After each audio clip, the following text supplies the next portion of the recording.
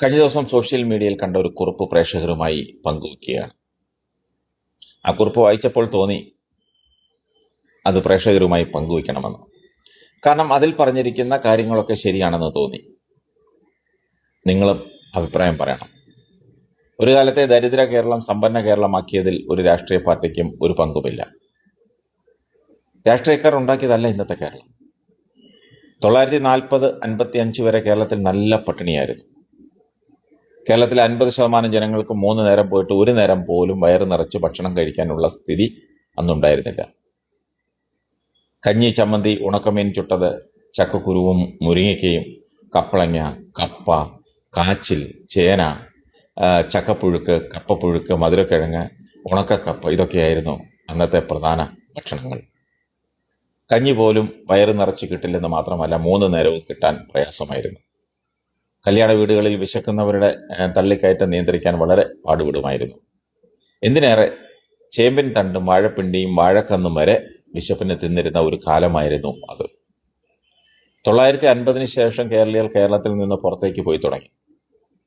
ആദ്യം തമിഴ്നാട്, കർണാടക, ഗോവ, ദില്ലി, ഗുജറാത്ത്, ഹരിയാന തുടങ്ങിയ സംസ്ഥാനങ്ങളിലേക്ക് കച്ചവടവും തൊഴിലുമായി അങ്ങനെ കേരളീയർ മെച്ചപ്പെട്ട ജീവിത സാഹചര്യം തേടി രാജ്യത്തിന്റെ വിവിധ ഭാഗങ്ങളിലേക്ക് യാത്ര തുടർന്നു.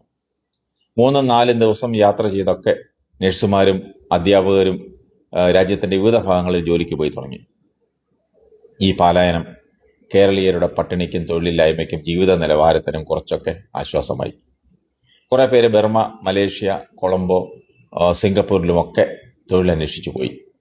പിന്നീട് 1975ഓടെ ഗൾഫ് കുടിയേറ്റം ശക്തി പ്രാപിച്ചു. പിന്നെ ബ്രിട്ടൻ, കാനഡ തുടങ്ങിയ രാജ്യങ്ങളിലേക്ക്. പിന്നീട് നാം കാണുന്നത് കേരളത്തിന്റെയും കേരളീയരുടെയും മാറുന്ന ഒരു മുഖം തന്നെയാണ്, ഒരു ഉയർച്ച തന്നെയാണ്. പട്ടിണി മാറി, ഓലപ്പുരകളും ഓടിട്ട പുരകളും അപ്രത്യക്ഷമായി, പേക്കോലം മാറി, കേരളം തുടുത്തു. വിദേശ പണം സർക്കാരിനും നേട്ടമായി. കേരളത്തിന്റെ മുഖച്ഛായ തന്നെ മാറിക്കൊണ്ടിരുന്നു. 90കളുടെ അവസാനത്തോടെ യൂറോപ്യൻ കുടിയേറ്റവും ശക്തി പ്രാപിച്ചു. ആരോഗ്യ പ്രവർത്തകർ കൂട്ടത്തോടെ കേരളം വിട്ടു.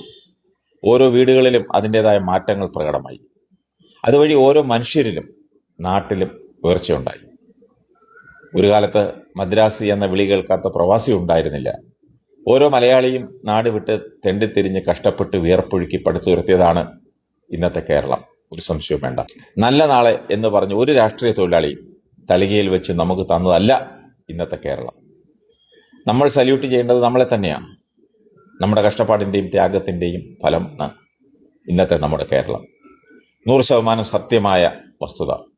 അല്ലാതെ ഇവിടുത്തെ രാഷ്ട്രീയക്കാരല്ല നമ്മളെ ഇന്നുള്ള ഈ നിലയിൽ എത്തിച്ചത്.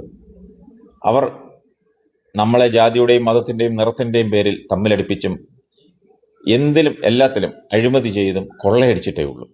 അവരുടെ ശമ്പളം അവർ ഒന്നിച്ചിരുന്ന് വർദ്ധിപ്പിക്കുന്നു. വിദേശത്ത് പോയി ചികിത്സിച്ചും സ്വന്തക്കാരെ ജോലിക്ക് തിരികെ കയറ്റിയും അവർക്ക് പെൻഷൻ വർദ്ധിപ്പിച്ചും വിദേശ യാത്ര ചെയ്തും യാത്രാബന്ധ വർദ്ധിപ്പിച്ചും ദൂർത്തടിച്ചും വികസനങ്ങളുടെ പേരിൽ കമ്മീഷൻ മേടിച്ചും നമ്മളെ വഞ്ചിച്ചും ഊറ്റിയും നാടിനെ നശിപ്പിച്ചിട്ടേ ഉള്ളൂ. എന്തെങ്കിലും നാടിനു വേണ്ടി ചെയ്യുന്നത് ഇവരുടെ ആരുടെയും വീട്ടിൽ നിന്നും കൊണ്ടുവന്ന പണം കൊണ്ടല്ല. ഓർമ്മിക്കണം, നമ്മുടെ നികുതി പണത്തിൽ നിന്നാണ്. ഇതല്ലേ യാഥാർത്ഥ്യം? ഈ ബോധ്യം നമുക്കുണ്ടായാൽ മതി. രാഷ്ട്രീയക്കാരും ഭരണകർത്താക്കളും അഹങ്കരിക്കില്ല. ഞാൻ പറഞ്ഞത് സത്യമാണെന്ന് തോന്നിയാൽ ഈ വീഡിയോ പങ്കുവയ്ക്കുക, അഭിപ്രായം പറയുക.